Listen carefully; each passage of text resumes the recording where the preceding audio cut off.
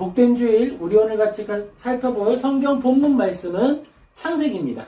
창세기 12장 1절에서 4절 같이 살펴보도록 하겠습니다. 창세기 12장 1절에서 4절입니다. 우리 같이 읽겠습니다. 여호와께서 아브라함에게 이르시되 너는 너의 고향과 친척과 아버지의 집을 떠나 내가 너에게 보여줄 땅으로 가라. 내가 너로 큰 민족을 이루고 내게 복을 주어 내 이름을 창대하게 하리니 너는 복이 될지라. 너를 축복하는 자에게는 내가 복을 내리고 너를 저주하는 자에게는 내가 저주하리니 땅의 모든 족속이 너로 말미암아 복을 얻을 것이라 하신지라. 이에 아브라함이 여호와의 말씀을 따라갔고 롯도 그와 함께 갔으며 아브라함이 하란을 떠날 때에 75세였더라. 아멘. 우리 의지할 것 없는 땅으로 라는 제목으로 창세기 말씀 같이 살펴보도록 하겠습니다. 여러분, 복받은 삶이라고 하는 게 뭐가 있을까요? 복받은 삶. 복받은 삶이라고 하는 것은 하나님의 은혜를 누리고 살아가는 거예요. 복받은 삶이다 라고 하는 것은 하나님과 함께 걷는 것입니다. 복받은 삶이다 라고 하면 때때로 이런 생각을 해요. 걱정 없이 사는 삶이 복받은 삶일까? 근데 그렇지 않습니다. 우리가 걸어가는 동안에 하나님 없이 평안하다면, 우리가 살아가는 동안에 하나님 없이 만족이 있다면 그건 영원함을 아직 맛보지 못한 것이기 때문이에요. 배부르고 등 따시면 만족이다. 아주 좋죠. 그런데 그것은 진정한 가치, 내 생명을 버려도 좋을 만한 가장 아름다운 것들을 아직 발견하지 못했다라고 하는 다른 표현일 수 있는 거예요. 우리가 살아가는 동안에 우리의 미적 감각, 영적 감각, 마음의 방향성, 우리가 꿈꾸는 것들을 아주 높은 것, 탁월한 것까지 끌어올리는 것이 우리의 영광이고 명예입니다. 내가 돈은 평생 줄 테니까 너는 평생 그림만 그리고 살아. 그래서 졸라맨 그림만 그리는 거예요. 머리 있고 막대기로 몸을 그린 그림만 그리며 산다고 합시다. 죽을 때까지 그것만 하면 내가 너를 지키겠다라고 했어요. 그러면 어떨 것 같아요? 그러면 그 삶이 행복할까요? 죽음에 이르렀을 때에 나는 평안했어, 재밌었어, 그냥 즐겁게 살았지. 그런데 질문하실 겁니다. 너 평생 무얼 하고 살았니? 그때 우리가 무슨 말을 할 것인가? 저는 동그라미, 막대기, 손, 다리 이런 거 그리고 살았는데요. 우리가 추구하는 인생의 최고 가치가 결국 그런 것이라면, 결국 나를 배부르게 하고 내가 평안하고 나만 좋으면 만족할 수 있는 그런 삶이라 그러면 그것은 우리의 생명의 가치의 온전한 전환이라고 할 수 없을 거예요. 우리의 생명은 지금도 조금씩 줄어가고 있습니다. 똑딱똑딱 계속 줄어가고 있는 거예요. 문제는 이렇게 줄어들고 있는 우리의 삶을 무엇과 계속 바꿀 것인가라고 하는 거예요. 우리는 지금 계속 바꾸고 있는 거거든요. 무엇과 바꿀 것인가? 그 부분에 대한 답을 찾아야 하는 것입니다. 내가 꿈꾸는 것과 내가 이루고 싶은 일들을 찾는다는 건 바로 그런 거예요. 나의 생명을 무엇과 바꿀 것인가? 바로 그것을 찾는 겁니다. 어디에 가치가 있고 무엇이 의미 있는 일인가? 그런 것들을 찾는 거예요. 그리고 그때 그렇게 바꿨을 때 이거 너무 가치 있지. 여기에 생명을 걸어도 되지. 내가 이 일을 하다가 죽는다 하더라도 나는 의미 있지. 라고 한다면 그 인생은 행복한 인생이 되는 것입니다. 하나님은 어떠실까요? 하나님은 우리가 걸어가는 동안에 우리와 함께 하시면서 우리를 지키십니다. 어떻게 지키시냐 하면 우리가 너무 마음이 교만해져가지고 내가 혼자 다 할 수 있을 것 같다라고 높아졌을 때 하나님은 턱 하고 낮추시는 거예요. 혼자 할 수 있어? 그럼 해봐. 탕 하고 치시는 거예요. 그러면 납작 엎드려서 다시 한번 낮은 자리에서 하나님을 의지하며 걸어가는 안전한 길을 걷게 됩니다. 또 반대가 있어요. 너무 낮아졌어. 막 실패가 찾아오는 거예요. 무슨 일을 하든지 계속 실패합니다. 그러면 어떻게 될까요? 하나님이 다 찾아오셔서 떡을 구워주시고 물고기도 좀 가져와봐. 먹어. 힘을 내. 걸어가자. 너무 힘들었지? 우리 해지는 것 좀 보고 갈까? 여기 앉아서 좀 쉬었다 갈까? 그렇게 도와주시는 거예요. 너무 높아진 사람은 교만하지 않도록 낮춰주시고 너무 낮아져서 실망해 있는 사람은 붙들어서 다시 이렇게 끌어올려 주시는 것이 하나님의 인도하심입니다. 하나님은 마음의 균형을 좋아하시는 거예요. 나를 사랑하고 또 나를 사랑하는 만큼 이웃을 사랑하고 또 마음을 다하고 뜻을 다하고 힘을 다해서 하나님을 사랑하는 것. 그러한 일을 이루는 걸 하나님이 기뻐하신다라고 하는 거예요. 우리는 오늘 창세기 12장에 아브라함을 생각해 볼 텐데 아브라함을 통해서 하나님이 우리의 인생을 어떻게 인도하시는지 그리고 하나님께서 우리를 어떻게 사용하시는지 확인하는 우리 모두 되기를 예수님의 이름으로 축복합니다. 아멘. 믿음의 삶을 살아가고 또 인생을 살아가다 보면 계획을 굉장히 잘 세우는 사람들을 만나게 돼요. 우리가 이제 흑백요리사에 등장하는 사람들도 오늘 봤는데 그 중에 어떤 사람은 중학교 때부터 꿈을 정하고 그 꿈을 이루기 위해서 동아리를 만들고 여러 가지 활동을 한다라는 이야기를 들었어요. 그리고 그러한 사람들은 모든 것이 계획에 맞춰져서 하나씩 진행을 해가는 거예요. 그런데 여러분, 지금 창세기 12장에 나오는 주인공은 조금 다른 인생을 살아가고 있습니다. 나이가 일단 몇 살이냐면요. 몇 살이에요? 75세였어요. 물론 그때는 굉장히 많이 살았지만 그럼에도 불구하고 늦은 나이였어요. 그럼에도 불구하고 나이가 많았죠. 아브라함이 75세 때 하나님이 그를 부르십니다. 내가 알려줄 땅으로 가라. 그 땅을 하나님이 먼저 알려주신 게 아니에요. 알려줄 땅으로 가라. 우리 1절 같이 읽겠습니다. 여호와께서 아브라함에게 이르시되 너는 너의 고향과 친척과 아버지의 집을 떠나 내가 내게 보여줄 땅으로 가라. 아멘. 지금 어떻게 이야기를 하고 계시는 거냐면 자, 살아가자라고 이야기하면서 내가 보여줄게 라고 말을 하는 거예요. 보여줬다가 아니죠. 거기에 가면 내가 뭘 이루고 어떤 꿈을 꾸고 무엇을 이루게 될까를 보여주신 것이 아니라 보여줄 땅으로 가라 라고 부르시게 됩니다. 여기서 우리는 생각을 하는 거예요. 하나님께서 우리를 부르실 때에 아브라함을 통해서 알려주시는 것이 있는데 아브라함의 인생 가운데 지금 부르심의 이 시간은 내가 원래 가지고 있었던 내 계획을 송두리째 바꾸는 부르심인 거예요. 75년 동안 살았어요, 아브라함은. 거기에서 내가 일을 했었고 가정을 꾸렸어요. 아내도 있었거든요. 그리고 조카도 아브라함을 잘 따르는 조카가 있었어요. 롯이라고 하죠.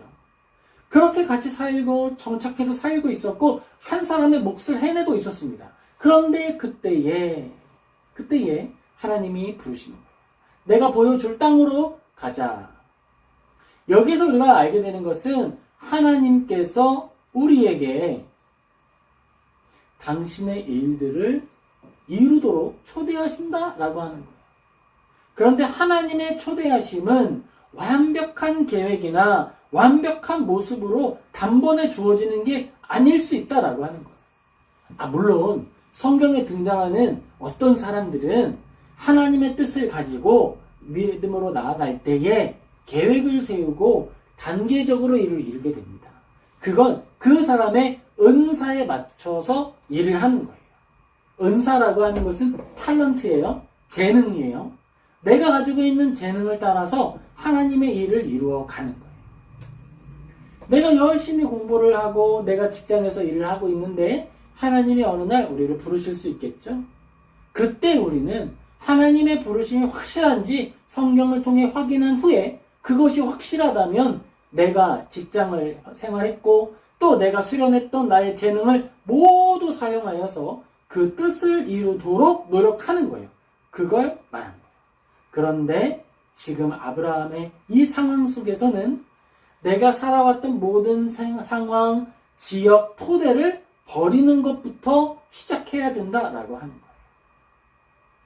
아브라함은 본토 친척과 아버지의 집을 떠나라는 하나님의 명령을 받는데 이것은 당시의 시대로 봤을 때에는 굉장히 이해하기 힘든 요구사항이었던 거예요.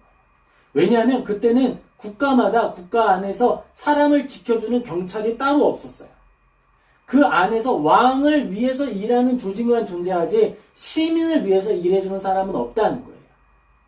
내 목숨은 내가 지켜야 돼요. 그러니까 가족 공동체, 여기엔 내가 살고 옆집에는 부모님이 살고 뒷집에는 또 삼촌이 살고 이렇게 가족들이 모여 살고 있는 여기에서는 내 편들이죠. 여기 함께 사는 사람들이. 그래서 다른 사람들이 나를 공격하거나 다른 지역에서 이 땅을 침략해 올 때 우리는 다 가족이니까 가족끼리 힘을 모아서 싸우게 되고 서로를 보호해주게 되고 또 누군가가 실패하고 사고가 있었을 때 도와줄 수 있는 기본적인 배경이 있는 거예요. 그런데 그 지역을 떠나면 어떻게 되는 거죠? 그 지역을 떠나면 누구도 그 사람을 보호해주지 않고 누구도 그 사람을 이해해주지 않고 누구도 그 사람과 함께 서지 않는 거예요. 같은 자리에 서서 붙들어주지 않는다라고 하는 거예요. 지켜주지 않는다라고 하는 거예요. 그런데 하나님 뭐라고 하시죠? 그래, 또 가라는 거예요. 왜냐하면 내가 지켜줄 거니까 너는 가라라고 하는 겁니다. 여기서 우리가 알게 되는 것은 하나님께서 그의 사랑하는 사람과 동행하여 주신다라고 하는 거예요.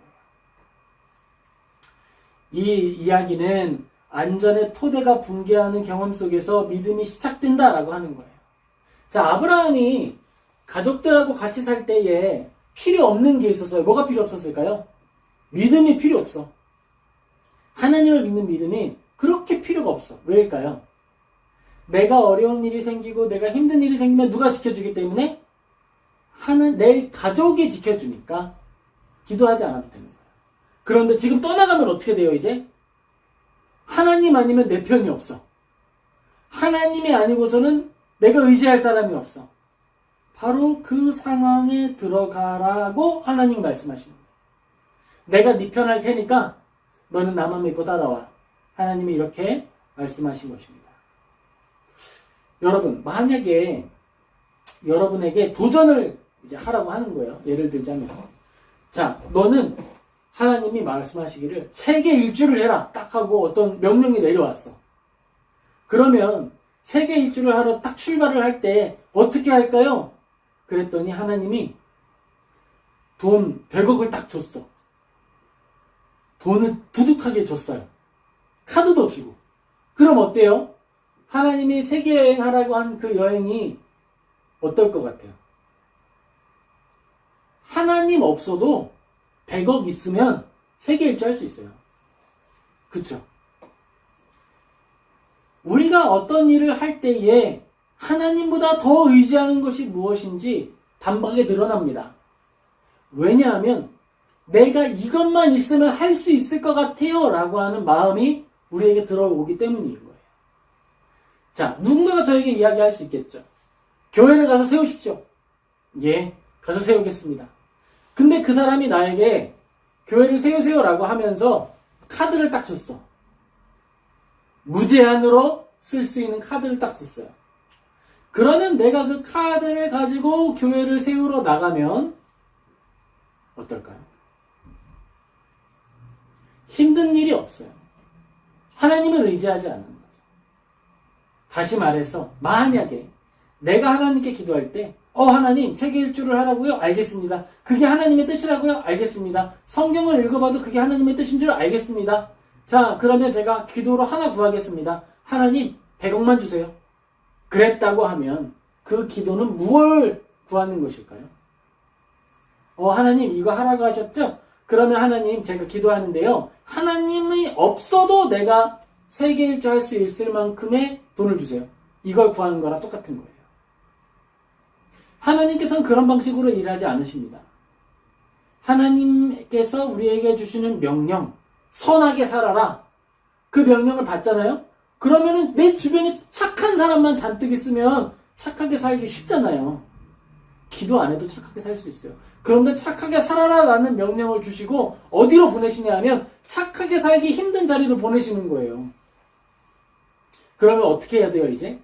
그 자리에서 기도하기 시작하는 거예요. 착하게 살고 싶은데 내 마음에 너무 화가 나는 상황들이 생기고 있어요, 하나님. 세계 일주를 하라고 하는 게 하나님의 뜻인 줄 알겠는데 하나님, 걸어서는 늙어 죽을 때까지 걸어가도 지구 한 바퀴는 못 돌 것 같아요. 버스비가 필요해요. 버스를 타야 돼요. 아니면 다른 자동차를 좀 타야 돼요. 기도를 하고 구하게 됩니다. 아브라함이 딱 그랬습니다. 아브라함이 하나님께 기도할 때 단번에 하나님이 말하는 곳으로 이 순간 이동 시켜달라고 기도하지 않았어요. 한 걸음 한 걸음 알지 못하는 상태에서 걸어간 거예요. 내가 내일도 계속 걸어갈 수 있을까? 내가 내일은 먹을 게 있을까? 몰라요. 모르는데 뭔 알아? 가라고 하는 건 알아. 그러니까 가는 거예요. 우리가 믿음으로 나아간다라고 할 때에 그게 굉장히 중요합니다. 오늘 제목이 뭐예요? 의지할 것 없는 땅으로 라는 거예요. 하나님의 인도하심을 받는다라고 하는 건 하나님이 아니면 아무것도 의지할 수 없는 자리로 간다는 거예요. 하나님께 인도함을 받는다는 건 하나님 아니면 아무것도 할 수 없는 자리에 간다는 거예요. 하나님 인도해 주세요 라고 기도했다면, 그렇게 기도했는데 내 상태가 오직 하나님만 의지할 수밖에 없는 상황이 됐다면 그 기도는 응답된 거예요. 아브라함이 하나님께서 알려주실 땅, 그 땅으로 걸어갔어요. 갔을까요? 못 갔을까요? 걸어갔어요. 성공했어요. 주변에 수많은 위협이 있었고 어려움이 있었지만 결국 그 땅에 들어갔고요. 약속의 땅, 가나안 땅이라고 하는 그 땅에 들어갔고요. 그리고 그 땅에 들어갔을 뿐만 아니라 정착했어요. 살게 됐어요. 거기에서 큰 민족을 이루기까지 살아가게 됩니다. 예전에 우리가 종종 이야기하는데 가나안 땅 이야기할 때마다 제가 생각이 나는 게 있어요. 우리 아이들하고 같이 예배하고 이제 어렸을 때부터 같이 이렇게 이야기 성경을 가르쳐주고 했을 때 가나안 땅 이야기했더니 가난한 땅이라고 이야기하면서 반응했던 기억이 있습니다. 그래서 제가 대답을 했었던 걸로 기억해요. 맞다고. 가나안 땅인데 가난한 땅도 맞다고. 가난했기 때문에 하나님만 의지해야 되는 땅이었다라고도 이야기했던 기억이 있어요. 맞아요. 아브라함은 하나님이 알려주실 곳, 완전한 도움이 채워지지 않은 여정 상태에서 계속 걸어간 거예요. 창세기 12장 1절에서 4절은 성경 전체의 이 이야기가 이제 막 꿈틀대고 있는 그런 상황입니다. 하나님은 계속해서 이런 방식으로 일하십니다. 내가 너희들과 함께한다 라고 할 때에 하나님은 믿음 없이도 할 수 있을 만큼의 도움을 단번에 주지 않으시는 거예요. 한 걸음 한 걸음 동행하시는 거예요. 동행하신다. 우리가 기도할 때에도 그 부분을 좀 고민을 해보면 좋을 것 같아요. 내가 지금 하는 이 기도가 하나님 내일부터는 나 기도 안 할 테니까 오늘 이 기도만 들어주세요 라는 정도의 기도인지, 아니면 하루하루 하나님과 손 꼭 잡고 걸어가는 그런 걸음인지 하는 것이 말입니다. 예전에 어떤 독특한 행동으로 좀 유명했던 목사님들이 있었어요. 약간 이제는 목회자들도 엔터테이너 같은 느낌이 좀 들 정도로 약간 그런 생각이 들어요. 왜냐하면은 믿음을 가지고 살아가는 사람이 일반 세상을 살아가는 사람과 좀 달라야 되는데 그런 게 좀 잘 이제 없기 때문에 이제는 정말 믿음을 가지고 한 사람 한 사람이 각자 살아가는 거죠. 자, 근데 그분이 어떻게 유명해졌냐 하면 왼손을 딱 잡고 안 핀다 이거. 자, 손을 안 피겠다 이거. 그 손 왜 안 펴요? 마비가 되셨나? 아니, 그러니까 이 손은 하나님 손 잡았다는 거야. 난 잘 모르겠어. 정말 그분이 샤워할 때도 이거를 안 피고 샤워를 하시는지는 모르겠어. 근데 안 핀다 이거, 안 핀다. 그렇게 자기의 어떤 이야기를 만들고 자기를 이제 스타화하면서 이제 이야기를 끌고 나가는 거죠. 중요한 것은 하나님께서 우리와 동행하시는 방법이 그분이 했던 표현과 일치하는 면이 있다는 거예요. 어제 기도했으니까 오늘 기도 안 해도 되죠. 10년 전에 기도했으니까 그거 계속 유효한 거죠. 그게 아니라 오늘, 매일 하나님과 동행한다라고 하는 거예요. 사랑하는 아이들과 함께 살고 또 믿음을 가지고 걸어가다 보면은 마주하는 일상 속에서 여러분들은 부모님께 인사를 몇 번 하세요?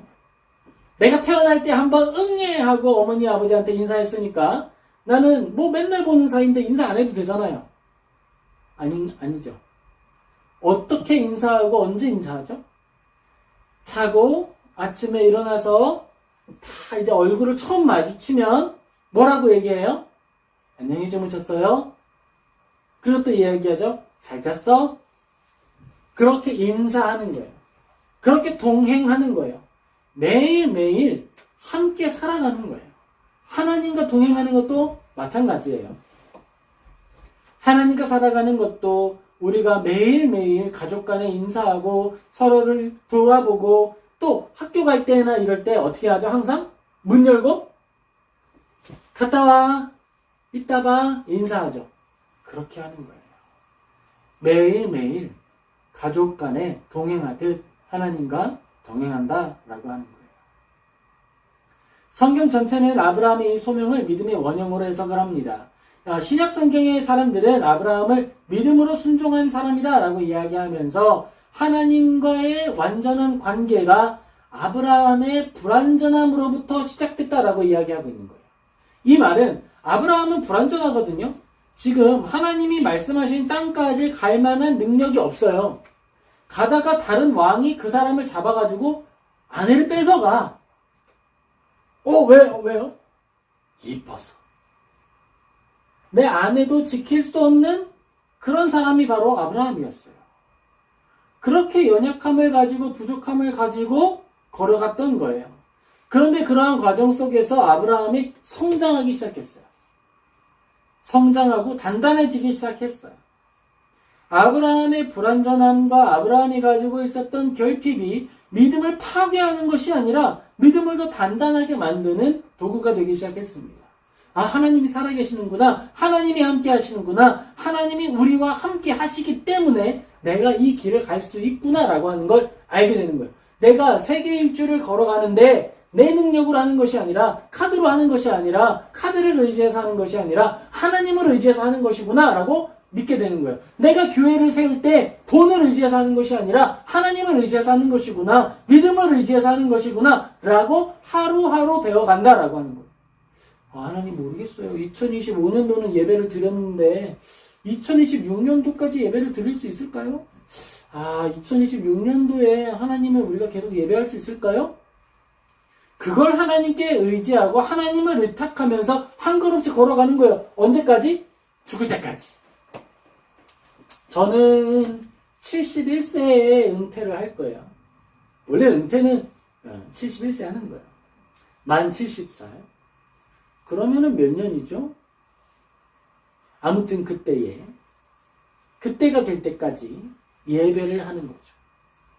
하나님께서 저에게 맡긴 것은 너에게 많은 성도를 주겠다는 약속은 저는 받은 기억은 없어. 솔직히 말해서.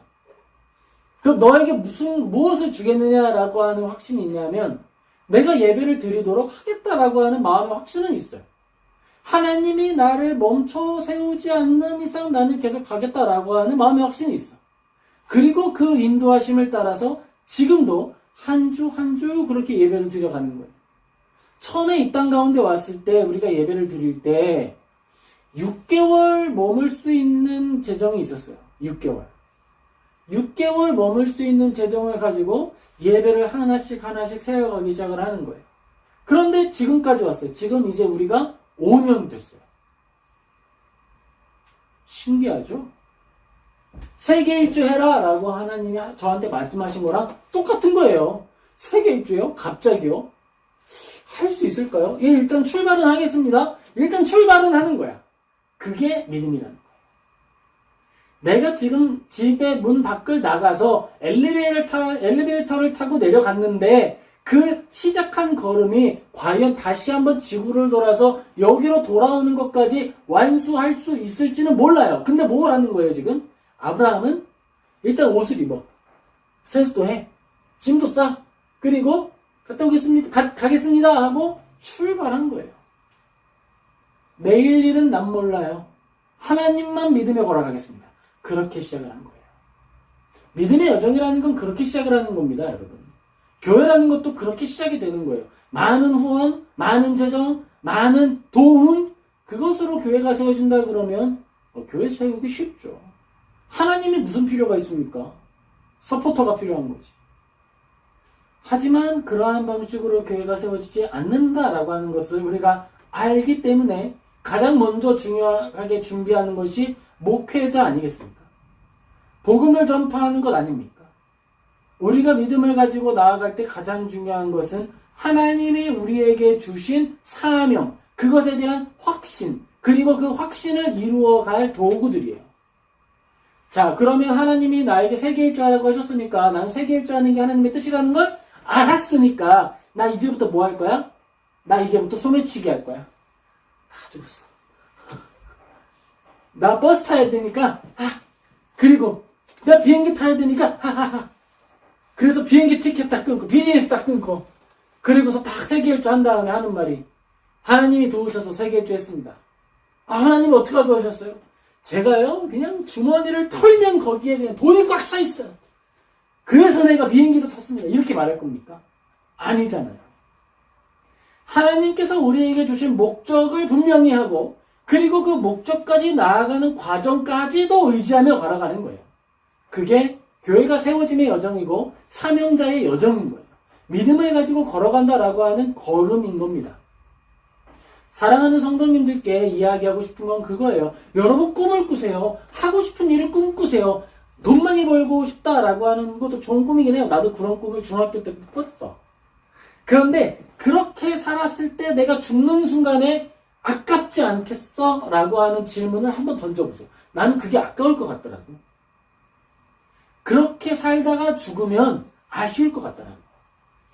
그래서 다시 한번 기도했을 때 하나님이 인도하셨던 여러 가지 과정들이 있었어요.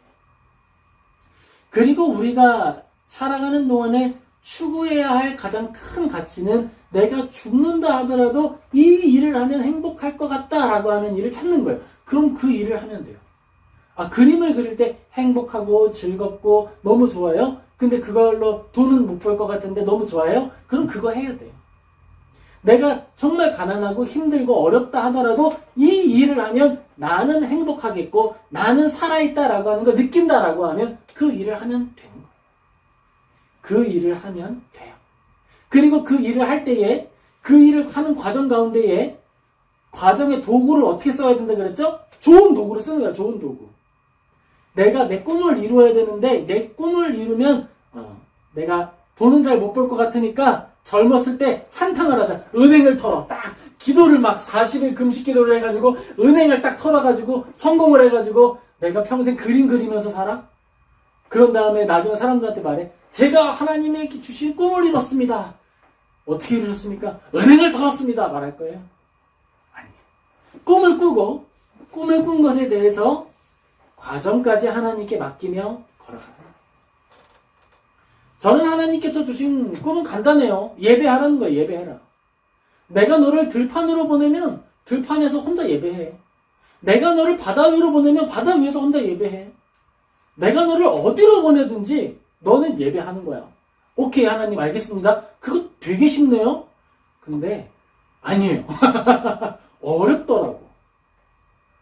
어디든지 보내신 자리에서 예배하겠습니다 라고 하는 걸 아멘으로 받고 걸어가는데 여러분 그 여정이 쉽지 않더라고요. 믿음이라는 건 그런 거예요. 아브라함의 모습을 볼 때 제가 아브라함이 정말 어떤 마음이었을까 좀 고민을 해보게 돼요. 이제 어디 밤새 발이 부르트도록 걸어가는데 어딜까? 하루, 이틀, 3일, 4일 어딜까? 음식을 싸운 게 떨어질 거 아니야. 어딜까? 그리고 주머니에 넣어왔던 비상도 없어질 거 아니야. 어딜까? 근데 하나님 말하는 거예요. 가라.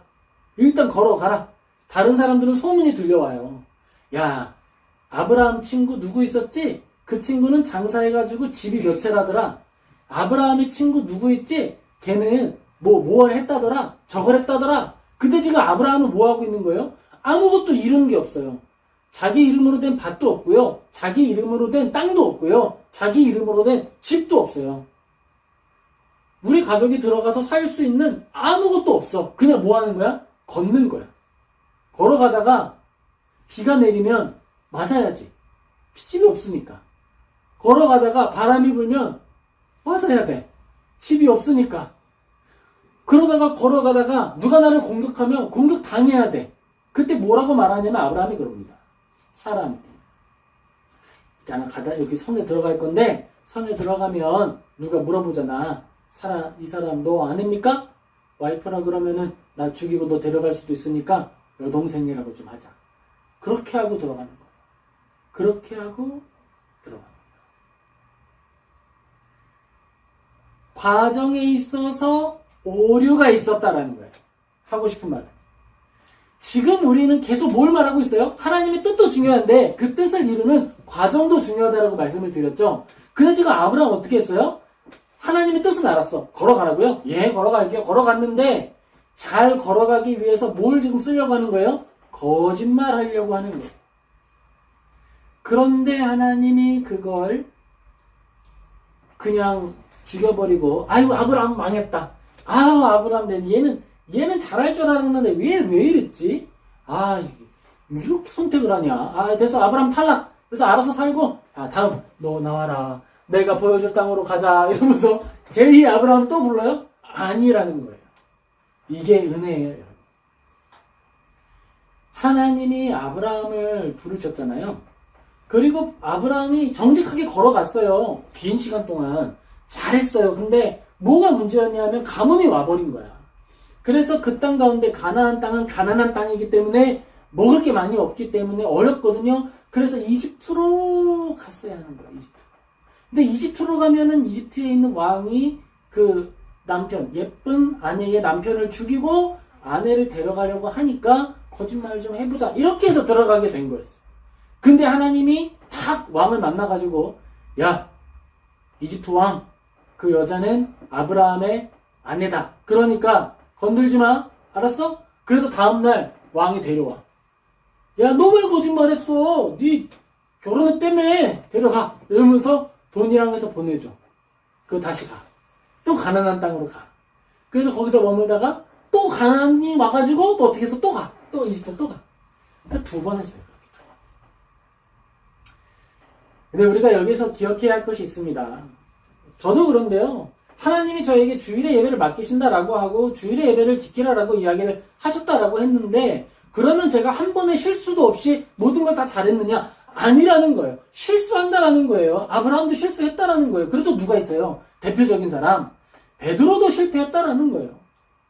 베드로는 어부잖아요. 그 어부를 불러서 키워서 3년 동안 훈련시켜가지고 이제 나를 따르는 거야. 알았지? 잘해보자. 그리고서 예수님 십자가에 딱 달리자마자 베드로 어디로 갔어요? 난 낚시나 하러 가야겠다. 그러고 또 낚시하러 가는 거예요. 너 예수님의 제자지? 아닌데? 제자지? 아닌데? 제자지? 아닌데? 그래서 도망갔어요. 그리고 예수님이 베드로 만나러 가서 어떻게 해? 너 내 양 칠래? 너 나 사랑하니? 예. 아니, 너 나 사랑하니? 예. 너 나 진짜 사랑하니? 하나님이 아십니다. 그러니까 내 양을 먹여. 도망가지 마. 이러고서 이제 또 이제 베드로를 데리고 오죠. 중요한 것은 이거예요, 여러분. 여러분이 걸어가는 동안에 일찍 하나님이 여러분이 뭘 시키시는지 알게 될 수도 있어요. 그런데 그걸 하다 보면 실수할 수도 있다는 거예요. 실수할 수 있어. 그때 여러분, 주변 사람들이 막 손가락질해. 야, 너는 그런 실수를 해놓고서 어떻게 그 일을 계속 하려고 그러냐? 너는 어떻게 실수를 해놓고서 또 그러려고 그러냐? 그렇다고 하더라도요, 계속하세요. 계속하세요. 괜찮아요. 아브라함은 망했어요? 아니요. 안 망했어요. 이렇게 연약했던 아브라함이 나중에는 이름도 바꿔. 하나님과 약속을 딱 맺은 다음에 이름을 아브람이라고 했잖아요. 근데 이 사람의 이름이 바뀌어요. 뭐로 바뀔까요? 아브라함으로 바뀌어요. 아브람에서 아브라함으로 바뀌는 거예요. 하나님 안에서 믿음을 가지고 나아갈 때 이름이 바뀐다라고 하는 건 정체성이 바뀌는 걸 의미하는 거예요. 그러니까 예전에 살던 삶의 방향이 완전히 뒤집어져서 바뀌게 되는 것을 의미하는 거예요. 아브라함이 그랬고요. 베드로도 그랬습니다. 하나님께서 그의 이름을 바꾸셨죠. 또 누가 있을까요? 신약 성경에. 그렇죠. 바울이요. 사울이었다가 이름이 어떻게 바뀌었어요? 바울이 됐죠. 그처럼 예전에 살던 방향을 완전히 바꿔서 새로운 방향으로 나아가는 거예요. 바뀌지 않는 건 하나 있어요. 뭐예요? 그 사람에게 하나님이 주신 명령은 바뀌잖아요. 베드로가 예수님을 3번 부인하기 전에도 내가 사람을 낚는 어부가 되게 할게. 그리고 사람들을 돌보고 양을 치는 법을 예수님이 알려주신 거예요. 3년 동안. 그리고 나서 베드로가 예수님을 3번 부인하고 떠나갔어요. 그리고 예수님이 그를 다시 데리고 왔어요. 그리고 처음에 맡기셨던 걸 그대로 맡기시는 거예요. 형규야, 평생 예배해라. 평생 예배하는데 산에서나 들에서나 내가 보내는 곳 어디든지 거기에 가서 예배해라. 네. 실수도 하고 넘어지기도 하고 연약함도 있죠. 저는 조금 성격이 세서 성격이 좀 세요. 그래서 좀 실수가 있죠. 그럼에도 불구하고 계속 한다는 거예요. 아브라함도 계속해서 그 땅으로 머물러 있었고 베드로도 그 길을 계속해서 걸어갔습니다. 여기에서 우리가 발견하는 것은 바로 하나님은 실패한 자를 버리고 폐기시키는 분이 아니라 고치시는 분이다라고 하는 거예요. 교회를 세워라. 아주 아름다운 사명이고 아주 선명한 하나님의 부르심이죠. 그런데 그 과정을 인간의 과정으로 바꾸려는 시도, 넘어짐 있을 수 있어요. 넘어질 수 있어요. 유혹이 올 수도 있고요. 넘어질 수 있어요. 하지만 그렇다고 해서 부르심이 단번에 사라지진 않는 거예요. 그러면 그때 뭐 하면 되는 거냐 하면 아이고 죄송합니다. 다시 해보겠습니다. 라고 해서 나의 도구를 선한 도구로 바꾸면 되는 거예요. 은행을 털지 말고 나는 그림을 그리는 게 내 사명이야 라고 했을 때 은행을 털지 말고 뭘 하는 거예요? 알바를 하고 일을 하고 열심히 수고해서 내 일을 계속하는 거예요. 그렇게 걸어가는 거예요. 한국에 가면 이제 배우들이나 이런 사람들이 많이 있잖아요. 그분들은 무명일 때 어떻게 할까요? 돈을 못 벌어 배우로. 그리고 열심히 오디션 준비해가지고 딱 면접을 봐서 하는 배역이 으악 하고 소리 한번 지르는 거거나 총 맞고 으악 쓰러지는 거거나 기절하는 역할이거나 누워있는 시체 일 뭐 이런 역할들이야. 그래서 돈을 몰라 못 벌어. 하지만 그것이 내 꿈이고 그것으로 내가 받은 사명, 내 인생은 그걸 이용할 때 그렇게 살아가고 쏟아질 거다라고 믿었을 때 어떻게 하는 거예요? 알바를 하고 다른 일을 해서라도 그 일을 끝까지 완수하는 거예요. 그렇게 하는 거예요. 그 과정에 있어서도 언제나 하나님이 기뻐하실 만한 성실함과 온전함으로 꾸준하도록 해나간다는 거예요. 저도 그렇죠. 교회 마찬가지죠. 교회를 이룬다라고 할 때에 비열한 거짓말로 다른 사람을 죽이거나 잘라내고 교인들을 뽑아오는 것이 아니라 하나님 안에 엎드림으로 회개함으로 돌이킴으로 나의 자리를 지키는 것으로 하나님 앞에 온전히 예배 드리는 것, 그러다가 죽는 것, 바로 그거라는 거예요. 다시 한번 말씀드리지만 하나님이 저에게 너 평생 예배하라 라는 사명을 주셨을 때 그것 이외에 다른 걸 약속하신 적이 없어요. 성도를 내가 늘 가득 채워주겠다라는 약속은 받은 기억이 없어요. 하지만 뭐가 있어요? 그 예배가 그치지 않을 것이고 그 예배마다 하나님이 함께 하시리라라고 하는 약속만큼은 분명히 확인하고 있는 거예요. 우리가 교회를 이루고 교회로 살아갈 때에 이러한 과정을 좀 잘 기억했으면 좋겠습니다. 사명을 확인하는 거 되게 중요해요. 근데 그건 끝이 아니라 시작이에요. 사명을 발견하면 그것으로 시작되어야 하는 것이 믿음의 여정이에요. 그리고 그 믿음의 여정에서 계속해서 검증되어야 하는 것은 도구의 순전함이에요. 이 일을 이렇게 하면서 이루어가면 기뻐하실까? 이 일을 할 때 이렇게 하나님이 이루게 하시면은 기뻐하실까? 예를 들자면 제가 작년에 이제 여러분께 기도 제목을 나누고 비전을 나눌 때에 프랑스 사람들에게 한국어를 가르치는 자격증을 좀 따서 그 일을 하면서 예배를 계속 이루어가면 좋겠다라는 나눔을 했죠. 이걸 무엇이냐 하면은 이 주일의 예배를 온전히 지키기 위한 도구로서 이러한 성실함을 써보면 어떨까라고 하나님께 도움을 구하면서 도전해 보는 거예요. 과연 그게 이루어질지 아닐지는 모르지만 도전하는 거예요. 하나님께 기도하면서. 근데 그러한 여정들을 걸어갈 때에 프랑스의 여건이 정치적 상황이 바뀌면서 나는 프랑스에서 여전히 일할 수 없고 프랑스에서 여전히 한 1년 비전을 갱신해야 하는 상황으로 지금 기울어졌어요. 그러한 상황 속에서 우리는 또 어떤 선한 도구를 찾아낼 것인가? 나는 여기에서 비자상으로 일할 수 없는 비자인데 그렇다면 어떤 것을 통해서 내가 활동할 수 있을까? 비자가 일할 수 없는 비자니까 세금을 안 내면 되는 거니까 캐시로 돈을 버는 일을 하자. 그래서 주의를 지키자. 그거는 뭐 하는 거랑 똑같은 거예요? 가서 은행 털어오는 거랑 똑같은 거예요. 거짓말이고 사기잖아요. 그러니까 법에서 인정하는 가장 정직한 방식으로 내가 이룰 사명을 지켜가는 것, 그것이 우리가 해야 할 일이다라고 하는 겁니다. 교회를 이제 단체로 한번 생각을 해볼게요. 교회를 한번 생각을 해보자면, 교회 안에서 어떤 성도님이나 어떤 사람들이 비전을 가졌다라고 이야기하고 저한테 나눌 수도 있겠죠. 그때 그런 사람들이 비전을 가지고 있어? 같이 기도할게 라고 이야기를 하는데 어느 날 저한테 찾아옵니다. 몰래 밤에 찾아와가지고 목사님 이것 좀 잘 감춰주세요. 이거 뭔데? 제가 은행을 털었어요. 왜? 지난번에 비전 말씀드렸죠? 하나님이 줄 꿈 말씀드렸죠? 그랬지. 하나님에서 세계일 줄 가라 그랬잖아요. 그랬지. 그래서 은행을 털어왔어요. 그래. 그러니까 이 돈 좀 보관해주세요. 그럼 저는 어떻게 해야 돼요? 알았어. 내가 감춰줄게. 내가 감춰주고 있다가 내가 너 세계일주 할 때마다 돈 조금씩 꺼내서 보내줄게. 나만 믿어. 이렇게 해야 돼요? 아니면 그 돈을 가지고 일로 와. 손 딱 잡고 경찰서 가야 돼요? 경찰서 가야죠. 그 손 딱 잡고 도망가지 못하게 손 딱 잡고 경찰서 가는 거예요. 가서 이 돈 내려주고 그 사람 내어주고 그리고 나만 빠지면 안 돼. 나도 들어가야 돼. 왜냐면 내가 잘못 가르쳤어. 그러니까. 교회라고 하는 것은 그런 공동체가 되어야 한다라고 하는 거예요. 우리 같은 편이니까 이거 잘 덮자. 이게 아니라 믿음 안에서 서로의 연약함을 잘 확인하고 또 그것들이 하나님의 뜻 안에서 교정될 수 있도록 노력하는 거예요.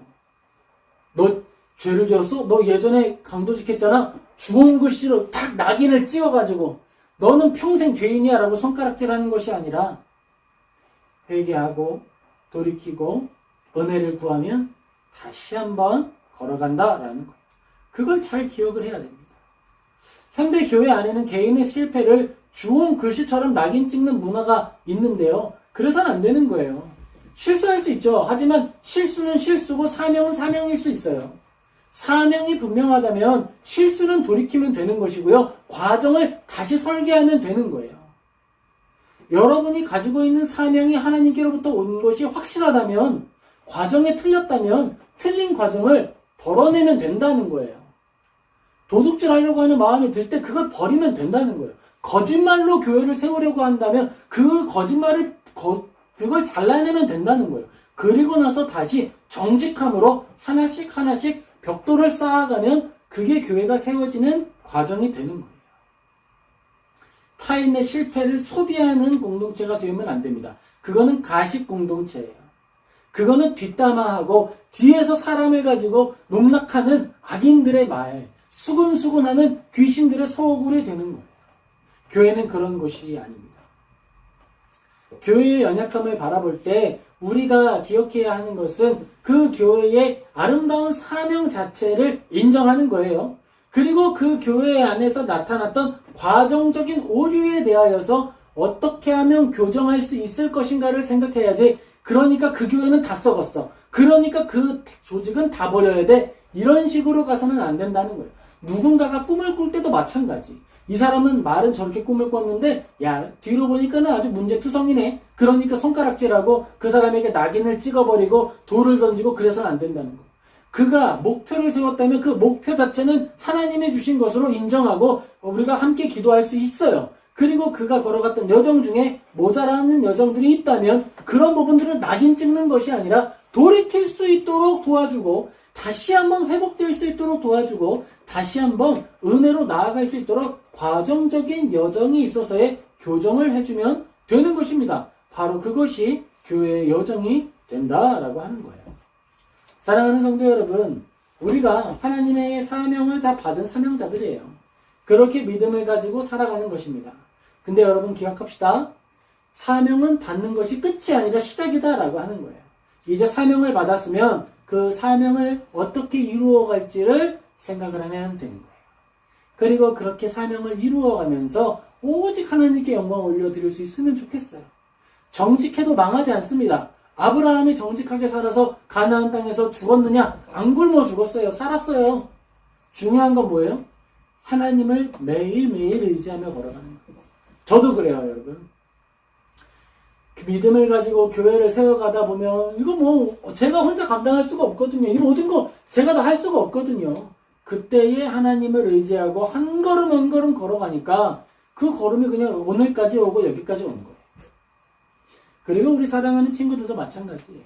꿈을 꿀 때 꿈을 위한 도구와 목표를 헷갈리지 않도록 하세요. 예를 들자면 돈은 목표가 될 수 없어. 그건 도구는 될 수 있지만 목표가 될 수 없어요. 그러니까 내가 어떤 것을 하고 싶은지 잘 생각하고 그리고 그 일을 위해서 내가 사용할 도구들을 잘 생각하고 그러한 과정 가운데에서 하나님 손 꼭 잡고 걸어가는 우리 모든 성도님 되시기를 예수님의 이름으로 축복합니다. 아멘. 우리는 할 수 없어요. 하지만 하나님은 하실 수 있습니다. 아멘입니까? 아멘. 증거 어디 있어요? 증거 여기 있어요. 나. 6개월 살 걸 예상하고 왔다니까요. 근데 지금 가잖아요.